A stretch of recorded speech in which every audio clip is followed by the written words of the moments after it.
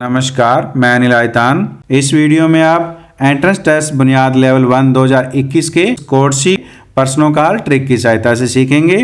Code ए, B, सी और D में सभी क्वेश्चंस समान हैं, केवल उनका क्रमांक यानी सीरियल नंबर अलग अलग है। प्रश्न 1 से प्रश्न 25 तक का हल हमने पिछले वीडियो में किया है। यदि आपने वो वीडियो नहीं देखा है तो उसका लिंक डिस्क्रिप्शन में दिया गया है। उस वीडियो के लिंक पर क्लिक करके प्रश्न 1 से प्रश्न 25 का हल आप देख सकते हैं। आइए अब हम इस वीडियो में प्रश्न 26 से प्रश्न 50 का हल ट्रिक की सहायता से करते हैं। तो क्वेश्चन नंबर 26 है, सनिका कुकीज़ बना रही है। उसकी रेसिपी में 1.5 दर्जन कुकीज़ के लिए 1 कप चीनी की ज़रूरत होती है।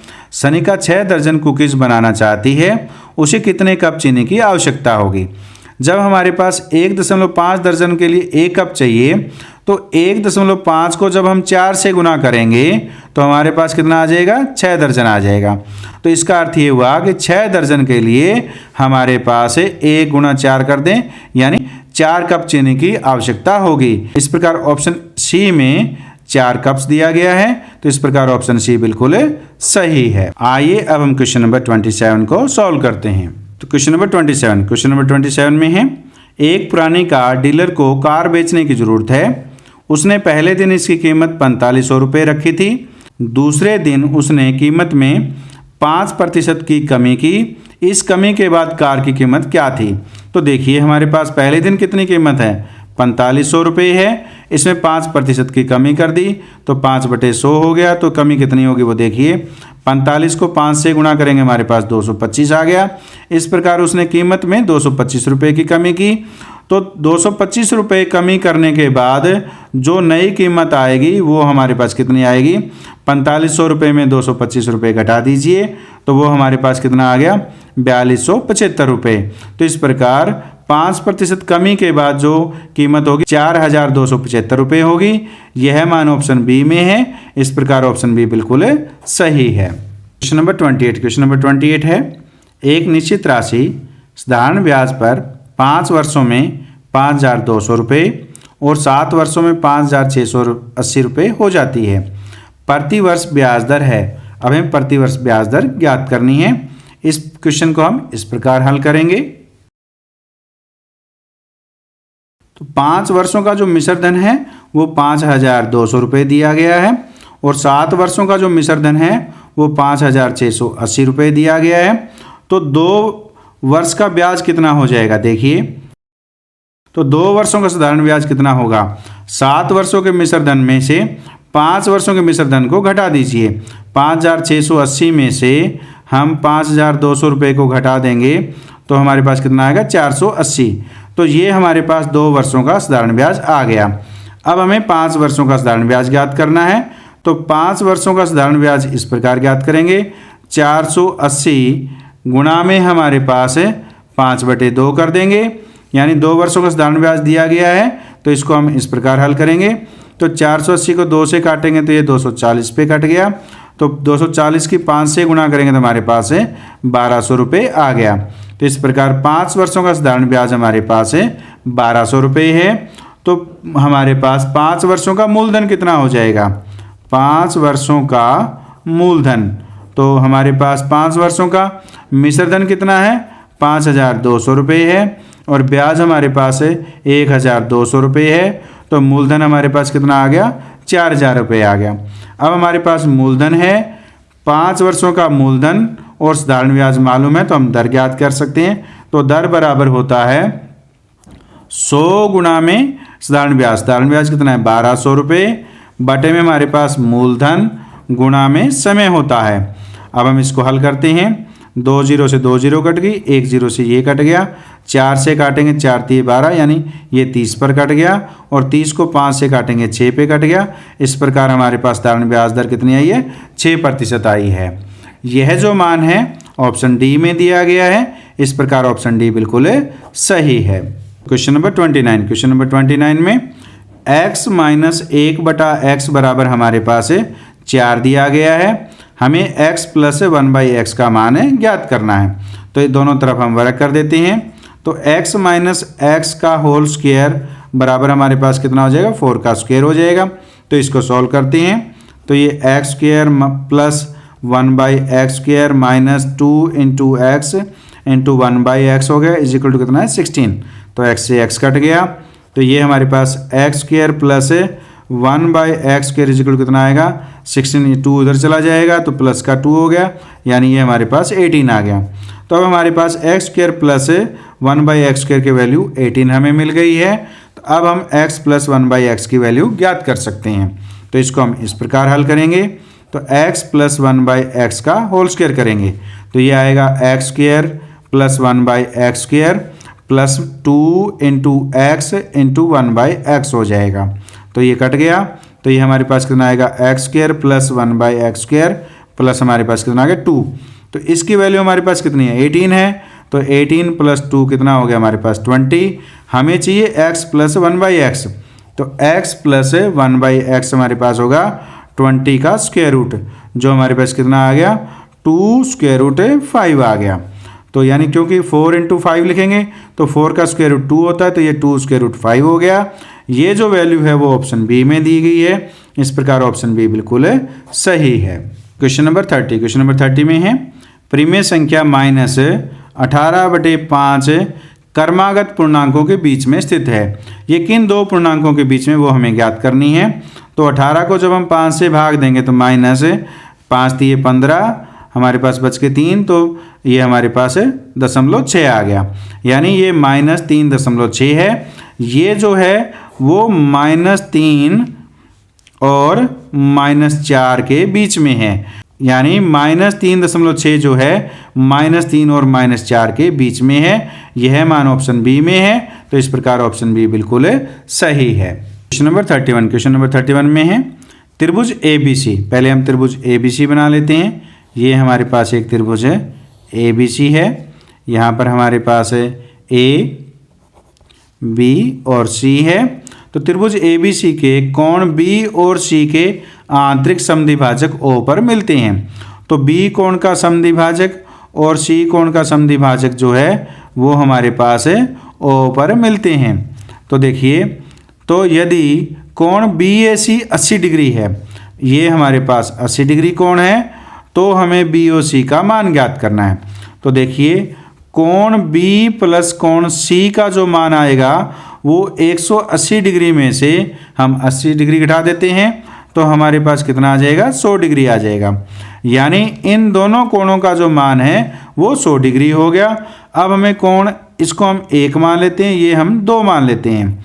तो कोण 1 और 2 किसके बराबर है, कोण 1 जमा कोण 2 जो है कोण B जमा कोण C का आधा है। कोण 1 है जो कोण B का समद्विभाजक है और कोण 2 है वो कोण C का समद्विभाजक है, यानी ये इन दोनों कोणों के आधे आधे हैं। तो कोण B प्लस C का मान कितना है 100 डिग्री। तो 100 में से 100 को 2 से भाग दे दीजिए, ये हमारे पास 50 आ गया।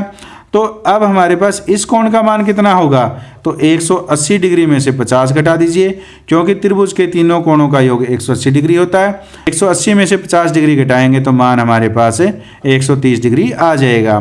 तो इस प्रकार इस कोण का मान 130 डिग्री है।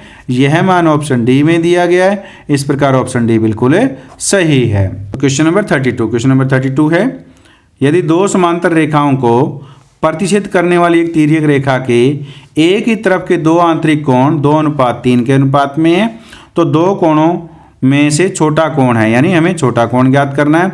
ये हमारे पास दो समांतर रेखाएं हैं, ये एक तिर्यक रेखा है। तो तिर्यक रेखा के एक ही ओर बनने वाले ये कोण हम मान लेते हैं, तो वो हमारे पास 2:3 में दिए गए हैं। तो हम मान लेते हैं कि एक कोण 2x है और दूसरा कोण हमारे पास 3x है। तो 2x छोटा कोण है तो ये छोटा कोण है और ये बड़ा कोण है। हम जानते हैं कि दो समांतर रेखाओं को जब एक तिर्यक रेखा प्रतिच्छेद करे तो एक और बनने वाले कोणों का योग 180 डिग्री होता है। तो इस प्रकार 2x जमा 3x बराबर 180 डिग्री हो गया। तो 2x में से 3x जोड़ेंगे तो कितना आ गया 5x। 5x बराबर 180 डिग्री। तो x बराबर कितना आ जाएगा 180 डिग्री को हम 5 से भाग दे देते हैं। तो 5 दिए 15, 3 5 6 30, यानी x का मान 36 डिग्री आया है। अब हमें छोटे कोण का मान ज्ञात करना है। तो छोटा कोण क्या है 2x। तो यानी 2 को हम 36 से गुणा कर देते हैं। क्यों? 36 मान किसका है? x का मान है। तो 36 दूना कितना हो गया? 72 डिग्री। तो छोटे कोण का मान 72 डिग्री है। यह मान है वो ऑप्शन ए में दिया गया। इस प्रकार ऑप्शन ए बिल्कुल सही है। 33 क्वेश्चन नंबर 33 में है, दो धनात्मक पूर्णांक x और y हैं। जब x को 237 से विभाजित किया जाता है तो शेष 192 होता है। जब y को 117 से विभाजित किया जाता है तो भागफल समान होता है लेकिन शेषफल 108 होता है। जब x और y के योग को 118 से विभाजित किया जाए तो शेषफल होगा। अब हमें शेषफल ज्ञात करना है। तो x को जब हम 237 से विभाजित करते हैं तो x को हमने 237 से विभाजित किया। हम मान लेते हैं कि भागफल है वो q आया है, तो इसको हम गुणा कर देते हैं q से, जमा शेषफल हमारे पास कितना आ गया? 192 हो गया। अब हमारे पास y धनात्मक पूर्णांक को हमने 117 से विभाजित करना है, तो 117 से विभाजित किया तो भागफल जो है वो समान होता है। तो वो भागफल कितना है? q है, तो उसको q से गुणा कर देते हैं और शेषफल हमारे पास 108 आ गया। तो ये हमारे पास 108 है। अब हम इनका योग करते हैं। तो देखिए x में y जोड़ देंगे तो x प्लस y हो गया। तो अब इसको जोड़ते हैं, 7 और 7 हमारे पास 14, 3 और 1 4 और 1 5 हो गया, और ये हमारे पास 2 और 1 3 हो गया, और 354 q आ गया। जमा इसको जोड़ देते हैं तो ये हमारे पास कितना आ गया? 300 आ गया। जब हमने 192 में 108 जोड़ा। अब हमने x और y के योग को 118 से विभाजित करना है, तो इसको हम 118 से विभाजित करते हैं। तो 118 से विभाजित करें तो अलग अलग करते हैं। 354/118 q जमा में हमारे पास कितना है? 300 को हम 118 से विभाजित करते हैं तो ये 3 पर कट गया। तो ये हमारे पास अब ये जो शेषफल यहाँ से आएगा, तो 118 300 को हम 118 से विभाजित करते हैं तो ये किस पर जाएगा? 118 पे 2 पर जाएगा। ये हमारे पास 236 हो गया। तो 300 में 236 को घटाएंगे तो हमारे पास 64 आ गया। तो इसका अर्थ ये हुआ कि जो शेषफल है वो हमारे पास 64 आएगा। तो वो मान है वो ऑप्शन बी में दिया गया है। इस प्रकार ऑप्शन बी बिल्कुल सही है। 34 क्वेश्चन नंबर 34 में है, श्री जैन के पास n चॉकलेट थी। उसने उन्हें 4 बच्चों में 1/2 अनुपात 1/3 अनुपात 1/5 अनुपात 1/8 के अनुपात में बांट दिया। यदि वह उन्हें प्रत्येक को एक पूर्ण चॉकलेट देता है तो उसके पास न्यूनतम चॉकलेट थी। तो इसको हम इस प्रकार हल करेंगे। इन जो अनुपात दिया गया है इन अनुपातों का हम योगफल ज्ञात करते हैं। 1/2 जमा में 1/3 जमा 1/5 जमा 1/8। तो हमारे पास 2, 3, 5 और 8 का जो लघुत्तम है वो 120 आएगा। तो 120 को 2 से भाग देंगे तो हमारे पास 60, और 120 को हम 3 से भाग देंगे तो हमारे पास 40, और वो हमारे पास 120 को जब 5 से भाग देंगे तो 24 आ गया, और 120 को हम 8 से भाग देंगे तो 15, यानी 15 एकम 15 आ गया। तो अब इसको जोड़ते हैं। 60 में 40 जोड़ेंगे 100, और 24 124, और 15 हमारे पास कितना आ गया? 139/120 आ गया। तो जो ये 139 आया है यही हमारे पास न्यूनतम चॉकलेट है। तो यह मान ऑप्शन ए में दिया गया है। इस प्रकार ऑप्शन ए बिल्कुल सही है। तो क्वेश्चन नंबर 35 क्वेश्चन नंबर 35 में है, 2 बेलनों की ऊंचाई का अनुपात 3:2 है। तो पहले बेलन की ऊंचाई हम h1 मान लेते हैं, दूसरे की हम h2 मान लेते हैं। तो h1/h2 हमारे पास कितना है? 3/2 है, और उनकी त्रिज्याओं का अनुपात 6:7 है। तो पहले बेलन की त्रिज्या r1 और दूसरे की हम r2 मान लेते हैं। तो ये हमारे पास 6/7 हो गई। तो उनके वक्र परिक्षेप क्षेत्रफलों का अनुपात क्या होगा? तो वक्र परिक्षेप क्षेत्रफल का सूत्र होता है 2πRh। तो पहले बेलन का हो गया 2πr1h1 हो गया, और दूसरे का हमारे पास 2πr2h2 हो गया। तो 2π से 2π कट गया। ये हमारे पास r1/r2 आ गया इंटू h1/h2 हो गया। अब इनका मान हमारे पास है, तो r1/r2 का मान कितना है? 6/7 है, और गुणा में h1/h2 का मान कितना है? 3/2 है। तो इसको काटेंगे, 6 को 2 से 3 पर कट गया। ये हमारे पास 9/7 आया है। इसका अर्थ ये हुआ कि इनके वक्र परिक्षेप क्षेत्रफलों का अनुपात 9:7 है। यह मान जो है ऑप्शन ए में दिया गया है। इस प्रकार ऑप्शन ए बिल्कुल सही है। तो क्वेश्चन नंबर 36 में है, यदि m पुरुष किसी कार्य को r दिनों में कर सकते हैं तो m + n पुरुषों द्वारा उसे करने में लगने वाले दिनों की संख्या होगी। तो वो दिनों की संख्या हम x मान लेते हैं। तो इस प्रकार के क्वेश्चन को हम इस प्रकार हल करते हैं कि जितने पुरुष और जितने दिन हैं इनकी गुणा कर दीजिए। तो ये हमारे पास m गुणा में r हो गया, ये बराबर इन दोनों के गुणनफल के बराबर होगा, यानी m + n गुणा में हमारे पास x हो जाएगा। हमें x का मान ज्ञात करना है, तो ये m + n इधर आ गया, यानी mr/m + n बराबर कितना हो गया x। इस प्रकार m + n पुरुषों द्वारा उस कार्य को x दिनों में पूरा किया जाता है और x का मान हमारे पास mr/m + n आया है। यह मान ऑप्शन सी में है। क्वेश्चन नंबर 37 में है, निम्नलिखित में से कौन सी एक परिमेय संख्या है जो 6/7 और 7/8 के बीच में स्थित है। तो अब हम ऑप्शन में देख रहे हैं कि पहले ऑप्शन में 3/4 है, डी में हमारे पास 99/112 है, सी में 95/112 है और डी में 97/112 है। तो इन तीनों में डिवाइड में 112 है, तो हम इसके डिवाइड में जो 7 और 8 है यहाँ पर हम सबसे पहले 112 करते हैं। तो देखिए 6/7, तो 7 को किससे गुणा करें कि 112 हो जाए, तो 16 7 हमारे पास 112 होता है। तो इसकी 16 से हम अंश और हर में गुणा कर देते हैं, तो 16 से 96 हो गया, बटे हमारे पास 112 हो गया। अब हमारे पास 7/8 है, तो इसमें भी हमने लघु जो 8 की जगह हमें 112 करना है, तो 8 को किससे गुणा करें कि 112 आए। 8 को हम 14 से गुणा करते हैं, 14 8 112 होता है, तो अंश और हर में 14 से गुणा कर देते हैं। 14 7 98 हो गया और 14 8 112 हो गया। तो इस प्रकार 6/7 और 7/8 को हमने 96/112 और 98/112 लिखा। तो इन दोनों के बीच में संख्या है वो 97/112 है। इस प्रकार ऑप्शन डी बिल्कुल सही है। क्वेश्चन नंबर 38 में है, यदि a और b विषम पूर्णांक है तो कौन सा सत्य है। तो जब a और b का यहाँ पर क्या दिया, योग दिया गया है।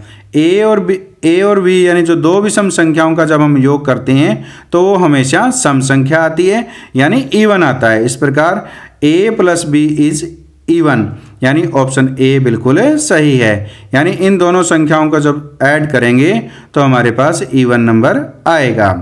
तो क्वेश्चन नंबर 39, एक डाकिया 15 किलोमीटर घंटा की गति से साइकिल चलाकर 4 घंटे में एक गांव पहुंच सकता है। यदि वह शुरू में 1 घंटे की देरी करता है तो समय पर अपने गंतव्य तक पहुंचने के लिए उसे कितनी गति से सवारी करनी चाहिए। तो 15 किलोमीटर की स्पीड से 4 घंटे में गांव पहुंच जाता है, तो गांव की जो दूरी है वो हमारे पास कितनी होती है, चाल गुणा में समय होता है। तो हमारे पास चाल कितनी है, 15 है और समय कितना है, 4। तो 15 को 4 से गुणा कर दो, यानी हमारे पास वो कितना आ गया, 60 किलोमीटर हो गया। तो यानी जो गंतव्य स्थान यानी जो गांव की दूरी है वो 60 किलोमीटर होगी।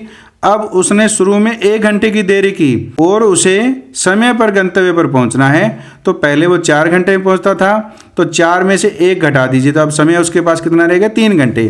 तो 3 घंटे में 60 किलोमीटर उसने दूरी तय करनी है। तो दूरी को हम समय से भाग देंगे तो हमारे पास चाल आ जाएगी, तो 1 पर कट गया 20 पर। तो इस प्रकार उसे 20 किलोमीटर प्रति घंटा की गति से अगर वो चलेगा तो समय पर अपने गंतव्य पर पहुंच जाएगा। यह मान है वो ऑप्शन ए में दिया गया है। इस प्रकार ऑप्शन ए बिल्कुल सही है।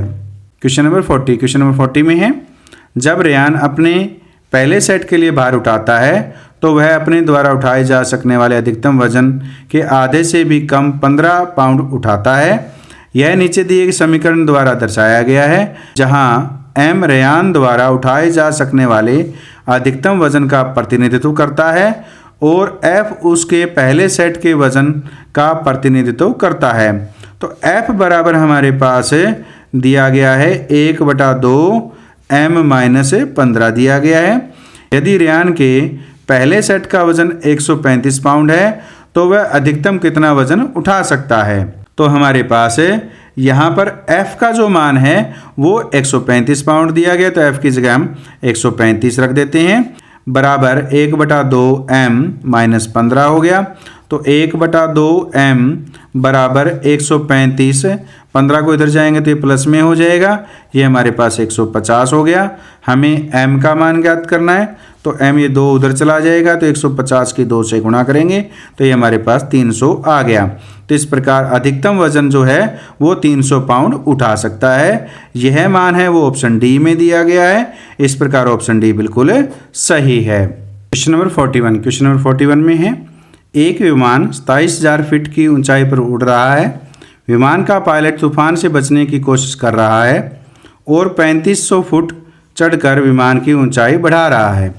जब पायलट देखता है कि वह तूफान से बचने के लिए पर्याप्त दूर नहीं चढ़ा है तो वह एक और 5,000 फीट और अंत में एक और 2,500 फीट चढ़ाता है। विमान की नई ऊंचाई क्या है? यह बहुत ही आसान क्वेश्चन है। अब हमें सारी जो ऊंचाइयां दी गई इनको हमें जोड़ना है। तो 27,000 के अंदर हमने 3,500 को जमा 5,000 और जमा 2,500 को जोड़ना है। इनको जोड़ने पर जो ऊंचाई आएगी वो विमान की नई ऊंचाई हमें मिल जाएगी। तो देखिए 3,500 में 2,500 जोड़ेंगे तो हमारे पास 6,000 आ गया। 6,000 में 5,000 जोड़ेंगे तो 11,000। 11,000 में 27,000 को जोड़ेंगे तो हमारे पास कितना आएगा? 38,000 आ जाएगा। तो इस प्रकार विमान की नई ऊंचाई है वो 38,000 फीट है। यह मान ऑप्शन डी में है। क्वेश्चन नंबर 42, क्वेश्चन नंबर 42 में है, जेम्स का एक आयताकार कार्यालय है जिसका माप 6 फीट गुणा 10 फीट है। वह एक ऐसे कार्यालय में जाएगा जो पिछले की तुलना में 2 फीट लंबा और 2 फीट चौड़ा है। जेम्स के पास अपने नए कार्यालय में कितना अधिक क्षेत्र है? तो पहले हम पहले वाले कमरे का क्षेत्रफल ज्ञात कर लेते हैं। तो 6 गुणा में 10 करेंगे तो वो कितना आ गया? 60 फीट स्क्वायर आ गया। अब हमारे पास जो नया कार्यालय है 2 फीट लंबा है, लंबाई हमारे पास 10 है, तो 10 में हम 2 जोड़ देंगे तो हमारे पास कितना हो गया? 12।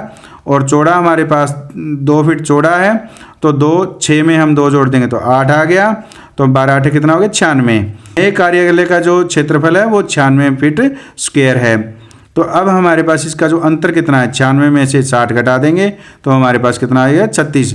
इस प्रकार 36 स्क्वायर फीट जो है नए कार्यालय का क्षेत्रफल अधिक है। तो यह ऑप्शन बी में है। इस प्रकार ऑप्शन बी बिल्कुल सही है। नंबर 43, क्वेश्चन नंबर 43 में है, एक तांबे के तार को जब एक वर्ग के रूप में मोड़ा जाता है तो उसका क्षेत्रफल 484 सेंटीमीटर स्क्वायर होता है।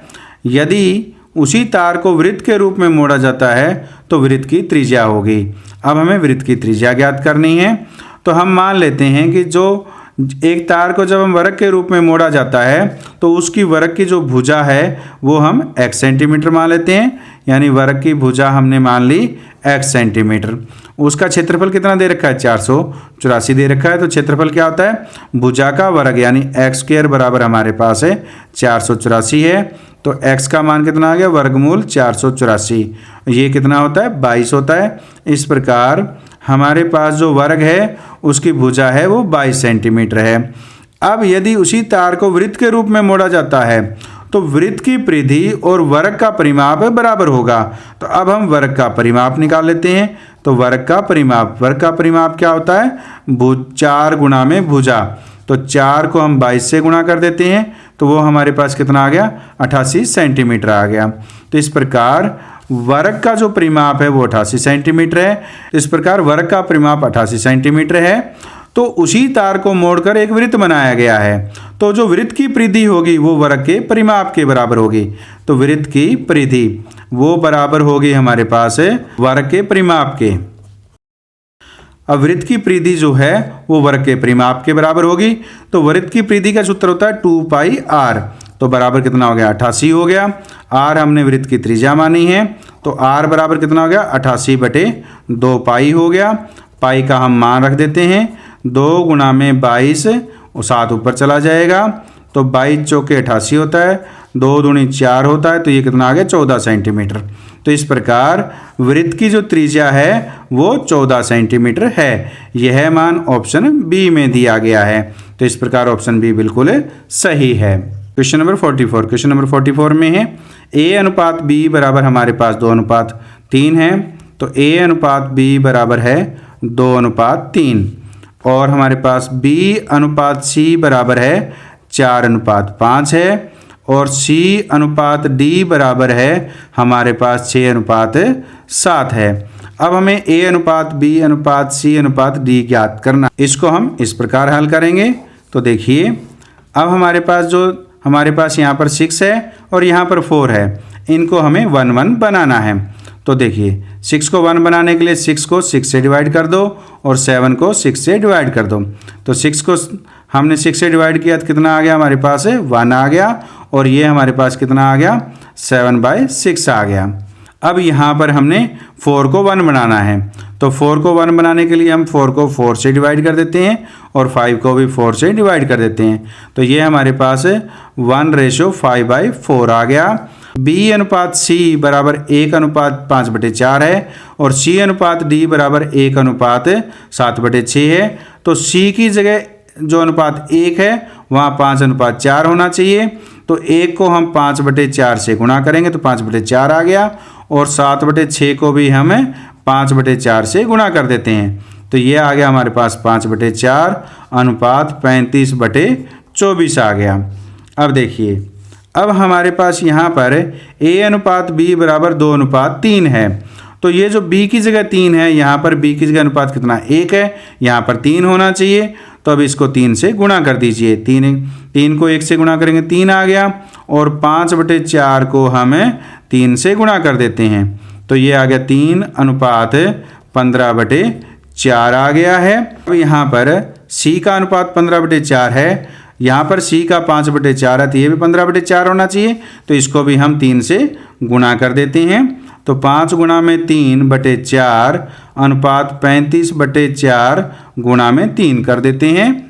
ये हमारे पास 15/4 है, यहाँ 5/4 को 15/4 करना है तो 5 को हम 3 से गुणा कर देते हैं। तो 15/4 आ गया। 24 है तो यहाँ पर हम 24 लिखना है, ये 4 लिखा गया था। तो अब 24 को हम 3 से काट देंगे तो ये 8 आ गया। तो ये हमारे पास 35/8 आ गया है। देखिए अब इसको हम इस प्रकार लिखेंगे, A अनुपात B अनुपात C अनुपात D लिखेंगे। तो A अनुपात B कितना है 2:3 है, B की जगह 3 कॉमन आ गया। फिर हमारे पास C का 15/4 आ गया। अब यहाँ 15/4 है, यहाँ भी 15/4 है, ये कॉमन है। अब D का अनुपात कितना है 35/8 है। अब हम इन सभी को 8 से गुणा कर देते हैं। तो 8 दूनी 16 हो गया और 8 3 24 हो गया। अनुपात 15/4 को हमने 8 से गुणा करनी है और 35/8 को भी हमने 8 से गुणा करनी है। तो ये 8 से 8 कट गया, 4 दूनी 8 हो गया। तो ये अनुपात कितना आ गया 16:24। 15 दूना कितना आ गया 30 आ गया और ये हमारे पास ये अनुपात है, ये कितना आ गया 35 आ गया। तो इस प्रकार जो ये अनुपात आया है A अनुपात B अनुपात C अनुपात D आया है 16:24 अनुपात 30 अनुपात 35 आया है। यह जो मान है वो ऑप्शन C में दिया गया है। तो इस प्रकार ऑप्शन C बिल्कुल सही है। क्वेश्चन नंबर 45 में है, एक कार एक निश्चित दूरी के पहले 1/3 भाग को 10 किलोमीटर प्रति घंटा की गति से, अगली 1/3 दूरी को 20 किलोमीटर प्रति घंटा की गति से और अंतिम 1/3 दूरी को 60 किलोमीटर प्रति घंटा की गति से तय करती है। पूरी यात्रा में कार की औसत गति है। तो इस प्रकार जब पूरी यात्रा की औसत गति ज्ञात करनी हो तो उसका सूत्र हमारे पास ये होता है, यानी एवरेज वेलोसिटी, यानी औसत गति जो होती है। तो पहली हमारे पास दूरी उसको D1 मान लेते हैं, दूसरी को D2 मान लेते हैं, तीसरी को हम D3 मान लेते हैं। यहाँ हमारे पास 3 ही भाग दिए गए तो 3 दूरियाँ होगी। बटे में हमारे पास तीनों में जो लगा समय है उसका योग करना है। पहले में T1, दूसरा T2 और तीसरा T3। यानी जो हमारे पास दूरी है उनको जोड़ करके समय को जोड़ करके भाग दे देंगे तो हमारे पास औसत गति है वो आ जाती है। तो इसको हम इस प्रकार हल करेंगे, D1 + D2 + D3 डिवाइड में टाइम होता है, यानी टाइम होता है डिस्टेंस बाय वेलोसिटी। तो वो कितना डिस्टेंस हमारे पास D1 है तो D1/V1 हो गया प्लस D2/V2 हो गया प्लस D3/V3 हो गया। यानी ये जो दूरी है, दूरी पहली दूरी बटे पहले की गति जमा दूसरे की दूरी बटे दूसरे की गति जमा तीसरी दूरी बटे तीसरे की गति। अब हमने कुल दूरी जो है वो x मान लेते हैं। तो पहला भाग 1/3 है, तो ये दूरी कितनी होगी, x/3 हो गई है। और दूसरी दूरी भी 1/3 है, तो वो भी x/3 हो गई है, क्योंकि x का 1/3 करेंगे तो x/3 आएगा। और तीसरी दूरी भी 1/3 दूरी है कुल का, तो ये भी x/3 हो गया। अब हमारे पास दूरी x/3 है और गति कितनी है पहली, वो 10 किलोमीटर प्रति घंटा है, तो बटे 10 x/3 बटे दूसरी दूरी हमारे पास x/3 है, तो 1/3 दूरी वो 20 किलोमीटर प्रति घंटा की गति से करता है, तो गति हमारे पास 20 आ गया। और तीसरी हमारे पास दूरी भी x/3 है और वो यानी जो गति यानी जो चाल है वो 60 किलोमीटर प्रति घंटा है, तो 60 हम यहाँ रख देते हैं। तो x/3 ऊपर से कॉमन आ गया, तो ये कितना हो जाएगा, यहाँ पर भी 1 रह गया, यहाँ पर भी 1 और यहाँ पर भी 1 रह गया। और बटे में x/3 यहाँ से भी कॉमन आ रहा है, और ये हो गया 1/10 जमा में 1/20 जमा में 1/60 हो गया। ये इससे कट गया। आगे हम हल करते हैं, तो 1 जमा 1 जमा 1 कितना हो गया, 3। अब नीचे लघुत्तम ले लेंगे, 60 आ गया, और ये 60 को 10 से भाग देंगे तो 6 को 1 से गुणा 6 जमा में 60 को 20 से भाग देंगे तो यहाँ पर 3 आ जाएगा, और 60 को 60 से भाग देंगे तो यहाँ पर 1 एकम 1 आ जाएगा। तो ये हमारे पास 3 गुणा में 60 बटे 6 और 3 9 और 1 कितना हो गया, 10। ये इससे कट गया, 6 कितना हो गया, 18। तो इस प्रकार औसत गति जो है वो 18 किलोमीटर प्रति घंटा है। यह जो मान है वो ऑप्शन ए में दिया गया है, तो इस प्रकार ऑप्शन ए बिल्कुल सही है। तो ये जो सूत्र है आपने याद रखना है। ये सूत्र किसके लिए है, पूरी यात्रा की औसत गति को ज्ञात करने के लिए। तो क्वेश्चन नंबर 46 में है, दो बैंकों ए और बी में साधारण ब्याज की दरें 5:4 के अनुपात में हैं। तो अब इस दर को हम पहली दर को हम R1 मान लेते हैं, तो ये हमारे पास है 5R मान लेते हैं। ये हमारे पास 5R वार्षिक है, वार्षिक दर हम दी गई है, तो इसको हम 5R मान लेते हैं। दूसरा हमारे पास कितने 4, इसको हम R2 मानते हैं, तो ये कितना हो जाएगा 4R वार्षिक हो जाएगी। एक व्यक्ति अपनी कुल बचत को दो बैंकों में इस प्रकार जमा कराना चाहता है कि उसे दोनों से समान अर्धवार्षिक ब्याज प्राप्त हो। उसे बैंक ए और बी में बचत को अनुपात में जमा कराना चाहिए, यानी जो बचत किस अनुपात में जमा करानी चाहिए वो हमें ज्ञात करनी है। तो देखिए, जब ब्याज अर्धवार्षिक है तो नई दर हमारे पास R1 हो जाएगी। अगर वार्षिक दर 5R है तो अर्धवार्षिक कितनी हो जाएगी, 10R हो जाएगी। और R2 हमारे पास दूसरी मान लेते हैं, RR वार्षिक है तो दर अर्धवार्षिक कितनी हो जाएगी, 8R हो जाएगी। बैंक ए में हम मान लेते हैं कि वो X धनराशि जमा कराता है, तो X गुणा में दर हमारे पास कितनी होगी, 10R गुणा में समय दोनों में समान रहता है तो उसको हम T मान लेते हैं, बटे 100 हो गया, तो बराबर। अब हमारे पास दूसरी B बैंक में हम मान लेते हैं कि वो Y जमा कराता है, तो Y गुणा में 8R गुणा में T बटे हमारे पास 100 हो गया, तो 100 से 100 कट गया, T से T कट गया, तो X बटे Y, Y को इधर ले आए और 8R बटे इधर कितना आ गया, 10R हो गया, R से R कट गया, तो 4 दूनी 8, 5 दूनी 4 दूनी ये हमारे पास 4, 8 को काटेंगे 4 पर कट गया, 10 को काटेंगे 5 पर कट गया, यानी 4/5 आया है। यानी जो ए और बी में बचत का अनुपात होगा वो 4:5 होगा। यह जो मान है वो ऑप्शन सी में दिया गया है। इस प्रकार ऑप्शन सी बिल्कुल सही है। क्वेश्चन नंबर 47 में है, अगर a + b + c = 3, a² + b² + c² = 6 और 1/a + 1/b + 1/c = 1, जहाँ a b c सभी गैर शून्य हैं यानी a b c non zero हैं, तो a b c है। अब हमें a b c की वैल्यू ज्ञात करनी है, तो सबसे पहले हम इसको सॉल्व करते हैं। तो ये हमारे पास 1/a + 1/b + 1/c = 1 दिया गया है, तो इसका हम एलसीएम लेंगे, a b c का एलसीएम लेंगे तो a b c आएगा। तो a b c को a से डिवाइड करेंगे तो b c को 1 से मल्टीप्लाई करेंगे तो यहाँ b c आ गया। a b c को b से डिवाइड करेंगे तो a c बचेगा, तो a c की 1 से मल्टीप्लाई करेंगे तो यहाँ पर a c आ जाएगा। और इसी प्रकार सी से जब डिवाइड करें तो ए बी बचेगा, तो ए बी के 1 से मल्टीप्लाई करें तो ए बी इज इक्वल टू हमारे पास 1 हो गया। तो ये हमारे पास b C plus A c plus a b is equal to कितना हो गया, उनकी मल्टीप्लाई हम ए बी सी से कर देते हैं, तो यहाँ पर ए बी सी चला जाएगा। तो अब देखिए इसको हम इस प्रकार लिखेंगे, A B plus B C plus A C is equal to 1 की ए बी सी से मल्टीप्लाई तो ए बी सी आ गया, यानी इसकी वैल्यू जो है वो ए बी सी है। अब हम ये a plus B plus C और A square plus B square plus C square दे रखा है, तो इसके लिए हम a plus B plus C का होल स्क्वायर करेंगे। तो ये बराबर होता है A square plus B square plus C square plus 2ab plus 2bc plus 2ca के बराबर होता है। तो abc की वैल्यू कितनी दे रखी है 3, तो ये 3 का स्क्वायर करेंगे 9 हो गया, और A square plus B square plus C square की वैल्यू कितनी है 6, यहाँ पर 6 रख देते हैं। अब इसमें से 2 कॉमन ले लेते हैं, तो 2 कॉमन लेंगे तो ए B plus B C plus C A बचेगा, और उसकी वैल्यू कितनी है ए बी सी, तो यहाँ पर हम ए बी सी रख देते हैं। 2abc बराबर हो गया 9 माइनस 6, यानी ये 6 इधर चला गया, इक्वल टू हमारे पास 3 आ गया। तो ए बी सी की वैल्यू कितनी आ गई, ये 2 इधर चला जाएगा, 3/2 हो जाएगा। इस प्रकार ए बी सी की वैल्यू है वो 3/2 है, ये वैल्यू है वो ऑप्शन सी में दी गई है। इस प्रकार ऑप्शन सी बिल्कुल सही है।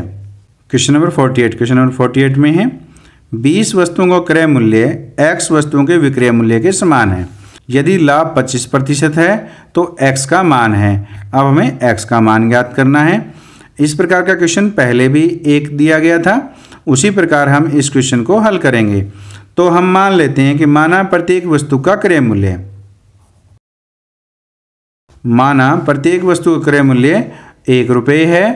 अब हम निकालते हैं x वस्तुओं का क्रय मूल्य, तो x वस्तुओं का क्रय मूल्य कितना हो जाएगा, रुपीज़ x हो जाएगा। अब x वस्तुओं का जो विक्रय मूल्य हमारे पास दिया गया है वो 20 वस्तुओं के क्रय मूल्य के बराबर है, बराबर x वस्तुओं का विक्रय मूल्य बराबर है 20 वस्तुओं का क्रय मूल्य। तो 20 वस्तुओं का क्रय मूल्य हमारे पास कितना हो जाएगा, क्योंकि एक वस्तु का क्रय मूल्य 1 है, तो 20 वस्तुओं का क्रय मूल्य 20 रुपये हो जाएगा। तो अब हमारे पास लाभ कितना होगा, तो देखिए अब x वस्तुओं का क्रय मूल्य x है और x वस्तुओं का विक्रय मूल्य 20 है, तो लाभ होता है विक्रय मूल्य घटा में क्रय मूल्य, तो यानी 20 माइनस x हो गया। तो लाभ प्रतिशत होता है लाभ बटे हमारे पास क्रय मूल्य गुणा में कितना होता है 100 होता है। लाभ प्रतिशत बराबर होता है लाभ बटे क्रय मूल्य गुणा में 100। तो लाभ प्रतिशत हमें 25% दिया गया, यहाँ पर 25 रख देते हैं। तो हमारे पास लाभ कितना आया है 20 माइनस x आया है, और क्रय मूल्य हमारे पास x वस्तुओं का x है, तो यहाँ पर x आ जाएगा, गुणा में हमारे पास 100 हो गया।